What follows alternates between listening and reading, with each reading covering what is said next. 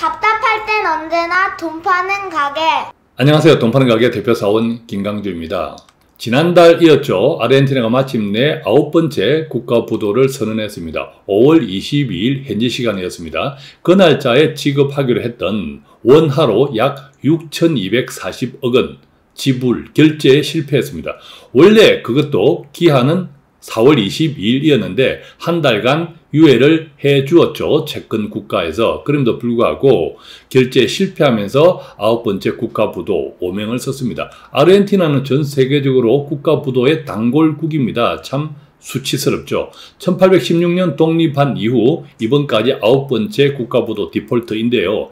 2000년 이후로도 벌써 3번째라고 합니다. 2001년, 2014년, 그리고 이번. 자, 그랬을 때 한국은 그럼 안전한가? 요즘 경제도 좋지 않은데 엄청난 또 재정 지출을 하고 있기 때문이죠. 그래서 아르헨티나가 국가부도 선언이 했는데 그렇다면 한국은 안전한가? 심지어 가끔씩 보면 한국은 베네수엘라와 닮아간다. 자, 이런 내용도 정보들도 간혹 있습니다. 자, 이런 것들을 종합해서 우리가 함께 공부해보고, 그렇다면 정말 우리가 IMF의 그 나쁜 추억, 그 나쁜 기억들이 다시는 되풀이되지 않아야 하지 않겠습니까? 자, 그러기 위해서는 우리는 무엇을 어떻게 해야 될까라는 것까지 함께 학습해 보겠습니다. 우선 국가부채에 대한 최근 언론 보도들을 보면요. 이쪽도 저쪽도 다 틀렸다 이런 생각이 가집니다. 국가부채도 문제지만요. 이 국가부도에 이르는 데는 국가부채만 아니라 다양한 요인, 어쩌면 국가부채보다 더 다른 요인들이 더 크게 영향을 미칠 수도 있습니다. 이따가 이제 설명을 드리겠지만 영국 같은 경우에도 국가부채보다 사회적 갈등이 더 컸었거든요. 그 이유가. 지금 이제 언론 보도들을 보면 이쪽 저쪽 서로 다릅니다. 진영 갈등 또한 이것이 이제 사회적 갈등은 오히려 한국의 모델이 되지 않을까 이런 생각도 드는데 이게 국가부채도 문제지만 이런 사회적 갈등이 더 큰 문제다라는 생각을 가집니다.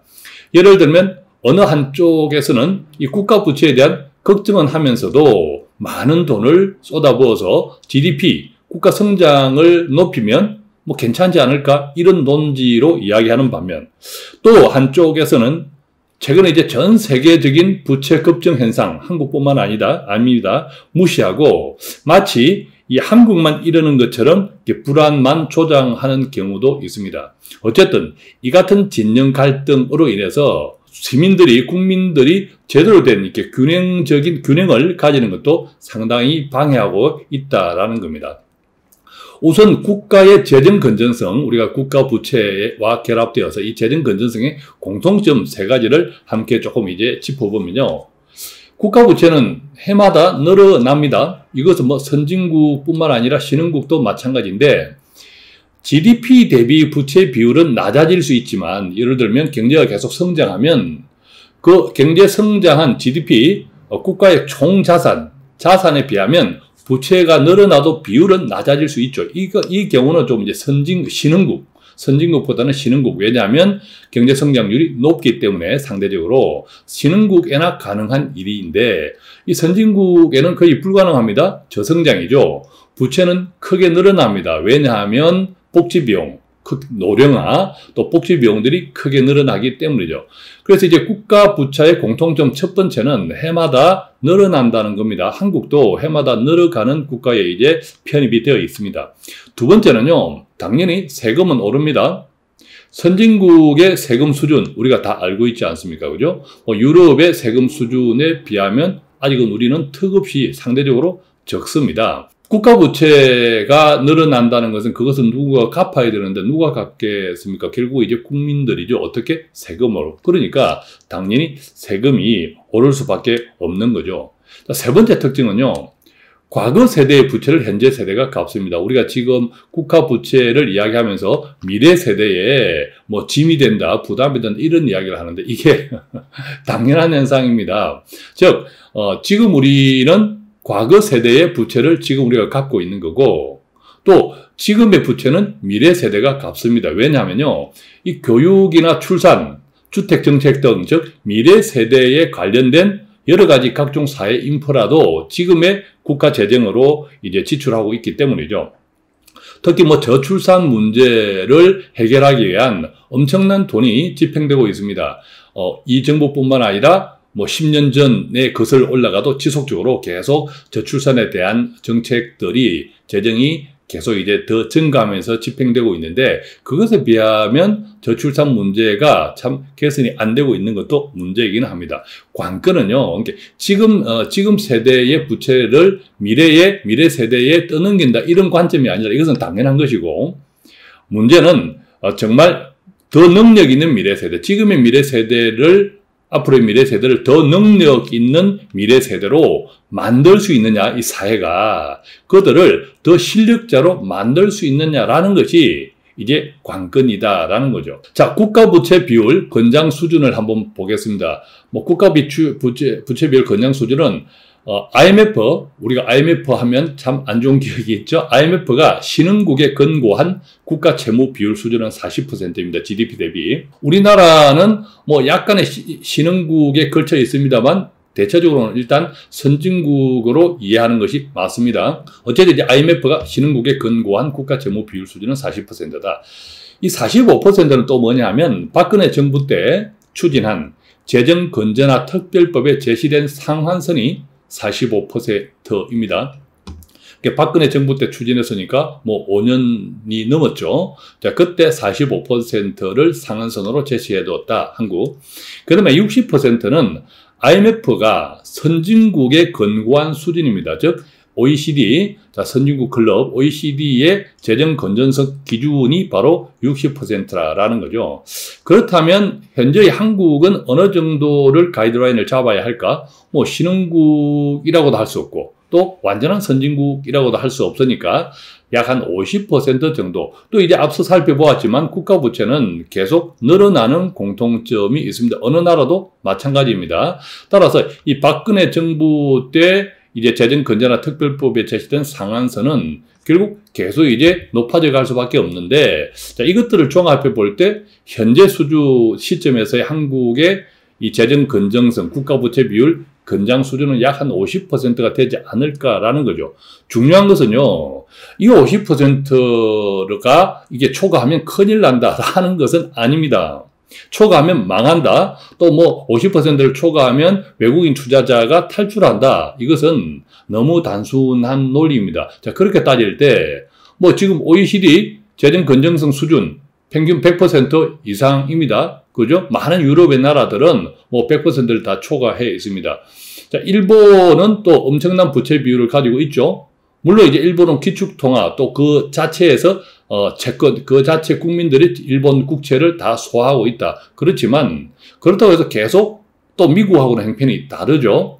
어쨌든 부채가 계속 많아지는 것은 결코 좋은 현상은 아닌데, 부채 비율이 50%를 넘어간다고 해서 무조건 망한다는 또 아니다라는 거죠. 그건 너무 단순하다. 넘어간다면 뭐 외국인 투자 자금이 갑자기 썰물처럼 빠져나간다. 그것도 너무 단순하다라는 겁니다. 간단하지 않습니다. 이 국가 부채 비율과 그리고 이제 국가 부도의 문제. 자, 그래서 그렇다면 이제 국가 부도의 세 가지 요인은 뭘까 한번 공부해 보면요. 첫 번째는 당연히 국가의 재정 건전성입니다. 국가 부채, 그리고 외환 보유고도 당연히 영향을 주죠. 왜냐하면 기축통화가 아닌 국가에서 외환 보유고는 당장의 국가 부도에 큰 영향을, 직접적인 영향을 줍니다. 한국의 IMF도 국가 부채보다는 그 당시 외환 보유고 영향이 컸죠. 두 번째는요, 사회의 위기 관리 시스템입니다. 이게 제가 서두에서 이 사회적 갈등이 국가 부도를 유발하는 큰 원인일 수 있다, 이 말씀을 드렸는데, 이 사회적인 위기 관리 시스템이 이 국가 부도를 좌지우지하는 경우가 많습니다.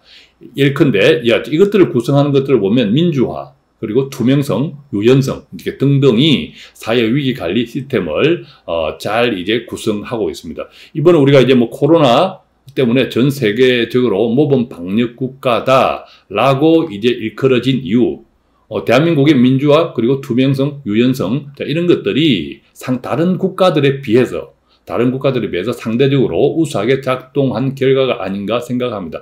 모든 것은요, 절대적으로 다 100점이 있을 수가 없죠. 완벽한 퍼펙트라고 하는 것은 뭐 우리 개인 또 가정, 기업, 국가에 이르기까지 퍼펙트 할 수는 없는데 상대적으로 다 이제 그렇다라고 이제 이해할 수 있겠죠.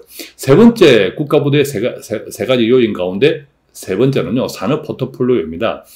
이제 그 국가의 산업은 뭐죠? 그 국가를 먹여 살리는 일종의 수익 모델이죠. 경제. 이 경제 수익 모델이 다양할수록 국가부도 리스크가 적습니다. 우리가 투자도 마찬가지이지 않습니까? 하나에 몰빵하는 것보다 다양하게 분산하는 것이 손해를 이제 크게 확대하는 위험이 줄어들죠. 마찬가지입니다. 국가도 다양한 먹거리가 있을 때 또 그만큼 이제 국가 부도의 리스크가 줄어드는 겁니다. 한국 같은 경우에 보면 뭐 지금 우리가 반도체 딱 생각이 들지만 그 전에 뭐 자동차, 조선, 화학, 석유 뭐 등등 다양한 산업 포트폴리오로 계속 이제 성장을 해 왔던 국가이죠. 자, 아까 말씀드렸다시피 그래서 이 국가 부채 비율이 높다고 국가가 부도 나거나 외국인 투자가 이탈하는 것은 아니다라는 겁니다.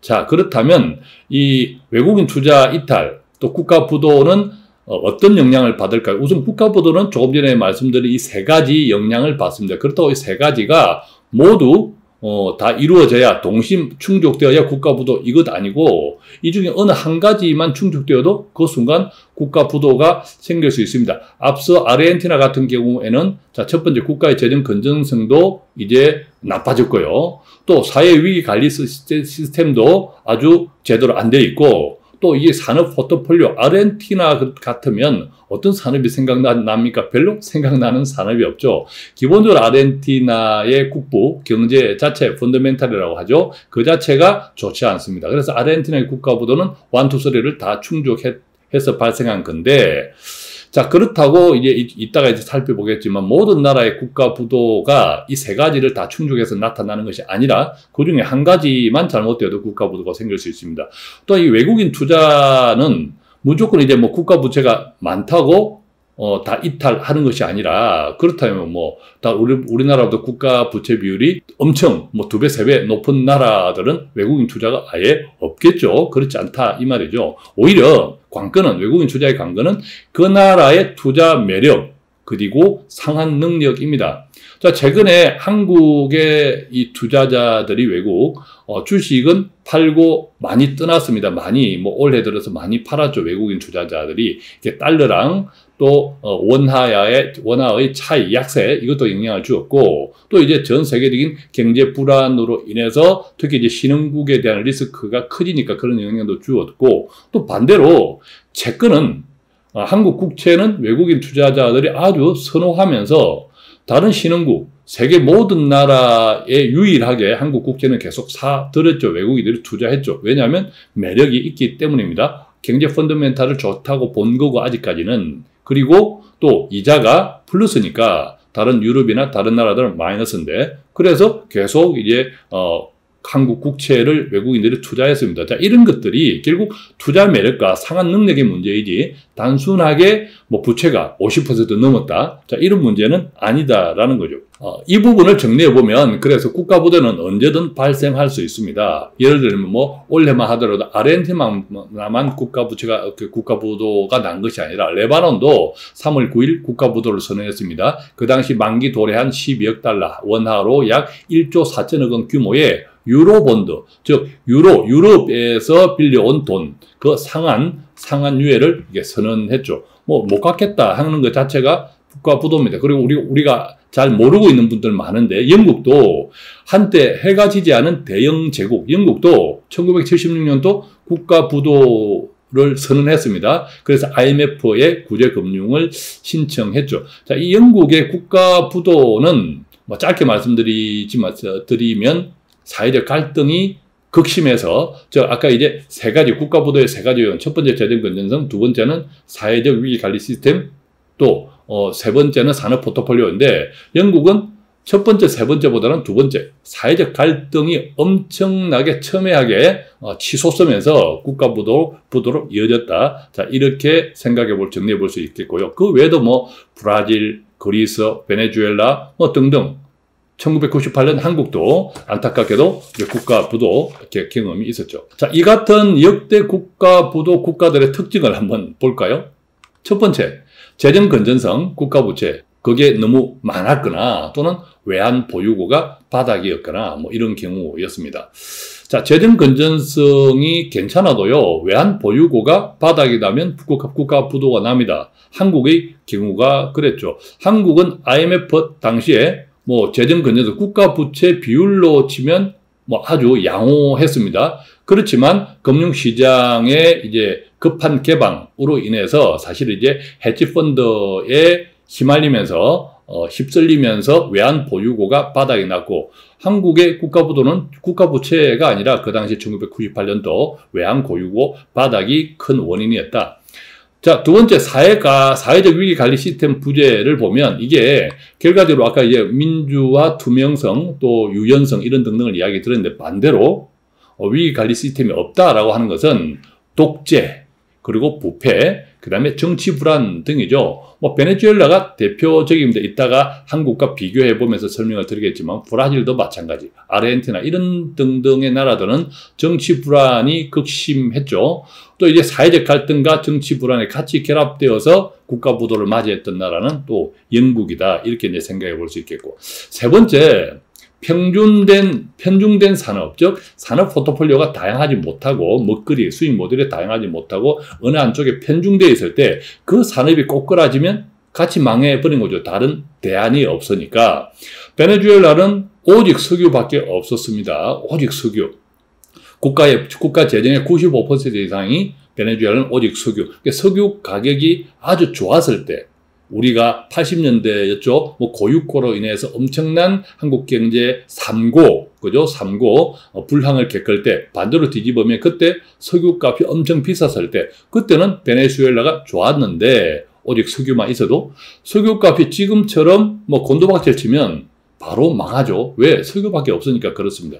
이렇게 편중된 산업. 브라질도 거의 자원 국가죠. 브라질 하면 그냥 자원 국가. 자, 그런데 요즘처럼 또 경기가 침체되어서 자원에 대한 소비가 크게 위축되면 당연히 브라질 좋지 않죠. 그리스는 거의 관광입니다. 우리가 그리스 하면 생각나는 것 역시도 뭐 관광밖에 이제 안 떠오르죠. 자, 이렇게 이제 편중된 산업을 가진 국가들이 또 이제 국가 부도로 이어진 경우가 많았다. 그래서 역대 국가 부도 국가의 특징을 보면 뭐 1번 뭐 재정 건전성 또는 외환 보유고 바닥 한국, 또 2번 사회적 위기 관리 시스템 부재 보면 베네수엘라, 브라질, 아르헨티나, 영국이 2번 경우, 3번은 편중된 산업, 또 베네수엘라, 브라질, 그리스 이런 등등이 해당이 되었다. 1, 2, 3번에 몽땅 해당되었던 국가도 있고, 최근에 아르헨티나, 그 다음에 또 그 가운데 한두 개에 해당되어서 국가 부도로 이어진 나라들도 있다. 자, 이렇게 좀 정리해 볼 수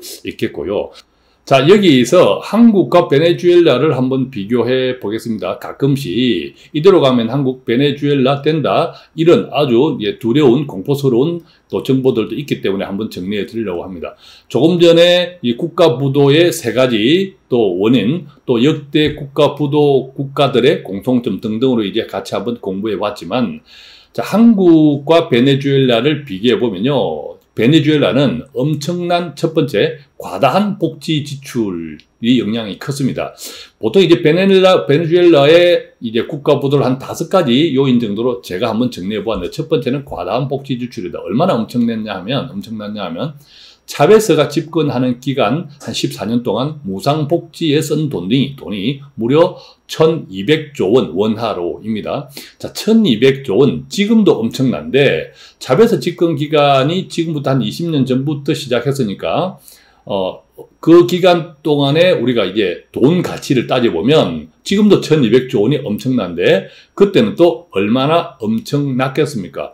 과다한 복지 지출, 엄청난 복지 지출. 두 번째는요, 후진적 민주주의.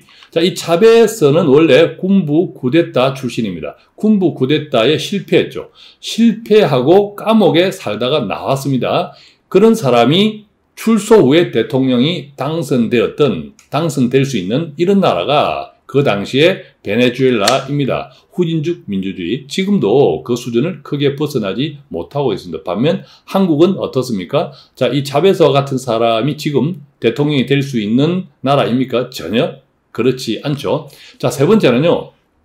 사회지도층의 극심한 부정부패, 심지어 차베스의 딸조차도 5조 원, 그 당시 5조 원을 축제할 정도로 사회지도층의 극심한 부정부패. 한국은 어떻습니까? 지금 누가 이 정도 돈을 축제할 만한 그런 나라 아니죠? 자, 이 사회지도층의 극심한 부정부패가 그 당시, 지금도 아니고 그 당시에 베네수엘라였다라는 거죠. 네 번째는요, 앞서 말씀드렸지만 산업 포트폴리오가 편중되어 있습니다. 오직 석유뿐, 전체 국가 재정 수익의 95%가 오직 석유뿐이었습니다. 석유로 벌어들인 돈을 다른 데 투자를 해야 되는데 다른 산업을 좀 이제 개발한다든지 전혀 그렇지 않았습니다. 심지어 석유 산업 자체를 또 이제 개발하는 성장시키는데 투자하지도 않았습니다. 그래서 설비와 기술 투자도 전무했고 현재 이 베네수엘라의 원유 생산 단가는 사우디의 무려 2~3배에 이릅니다.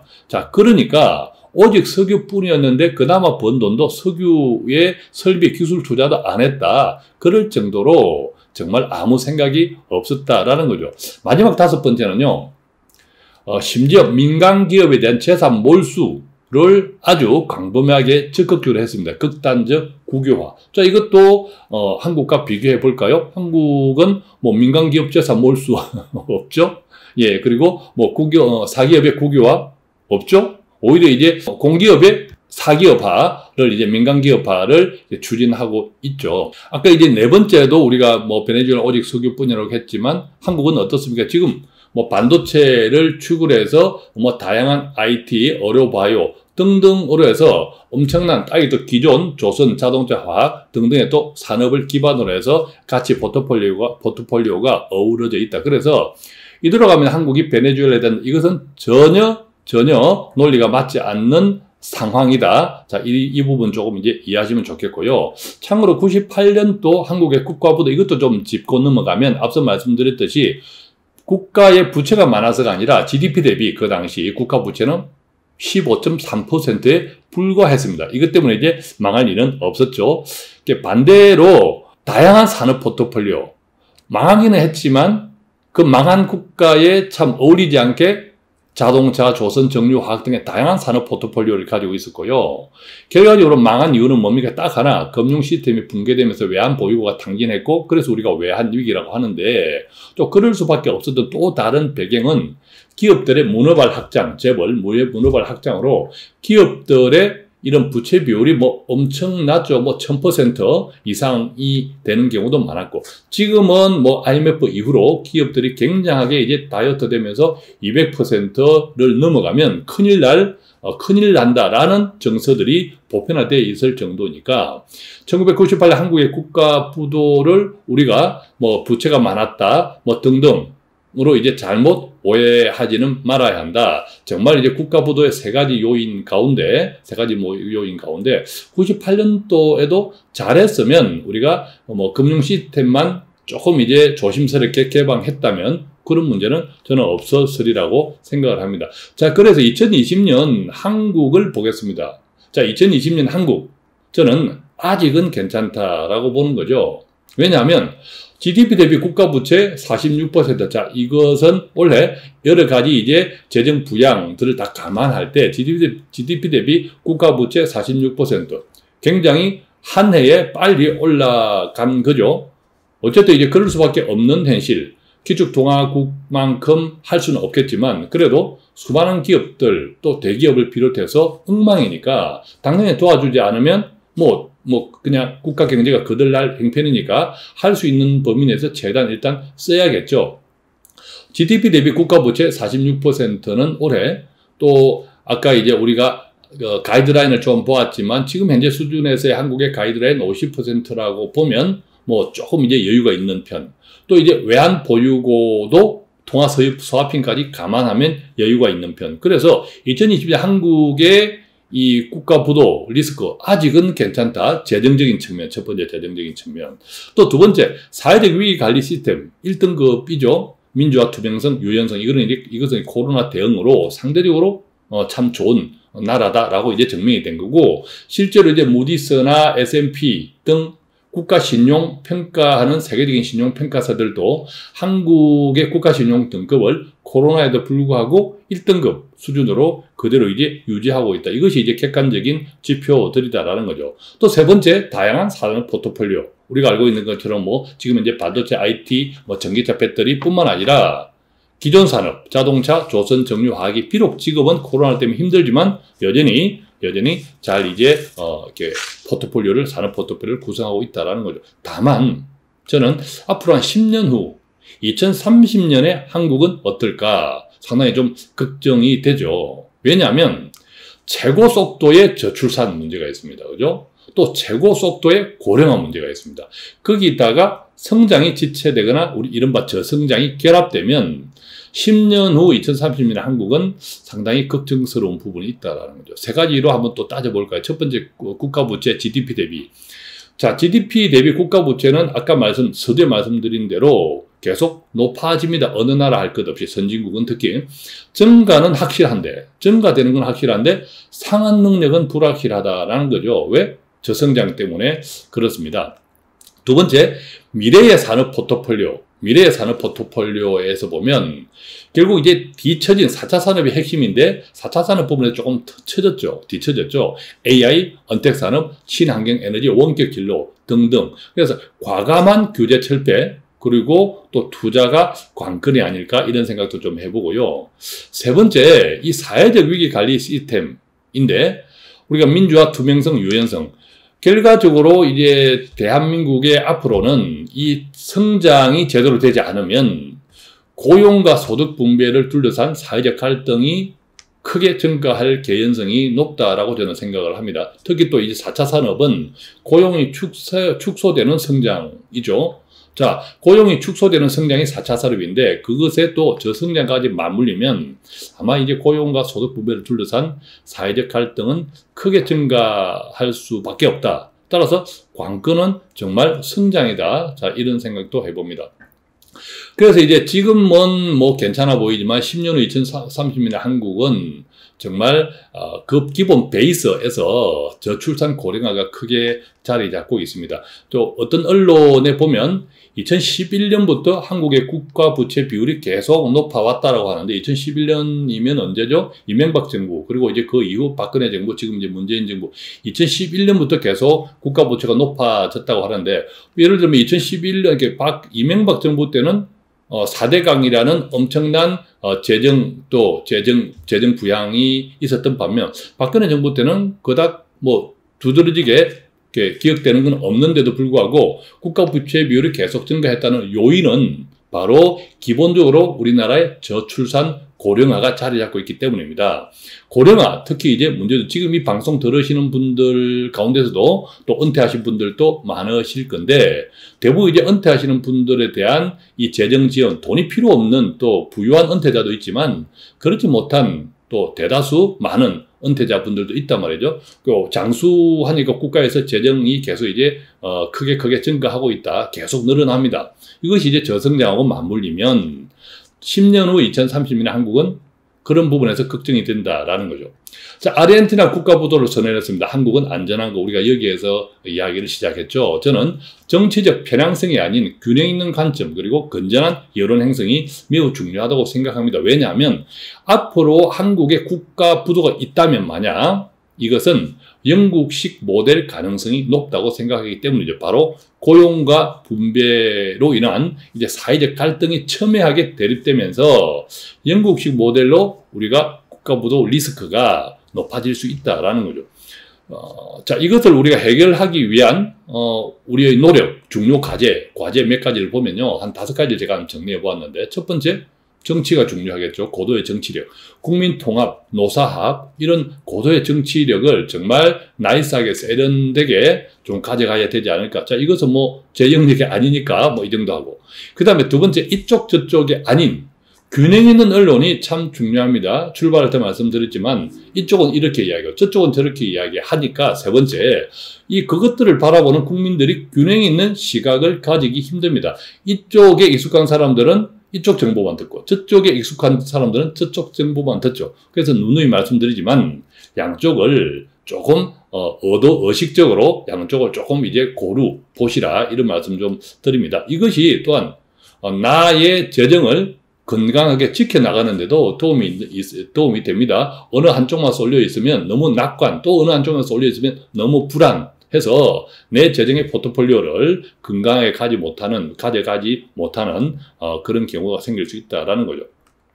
네 번째는 이제 궁극적으로 가장 중요한 거 산업 포트폴리오 고도화입니다. 4차 산업을 육성해야겠고, 그로 인해서 국민 소득의 실질적 증대, 그 다음에 재정 건전성까지 같이 두 마리 토끼를 같이 잡을 수 있으면 가장 이상적인데 이게 참 쉬운 문제는 아닙니다. 우리는 신흥국도 아니고 개도국도 아니고 과거처럼 높은 성장을 하기 힘들기 때문에 정말 이제 4차 산업 앞으로의 새로운 경제, 신경제에 대한 부가가치를 높이는 쪽으로 경제를 잘 써야 된다. 자, 이것을 위해서는 정말 규제개혁, 혁신적 철폐, 이것들이 아주 중요하다. 저는 이렇게 생각합니다.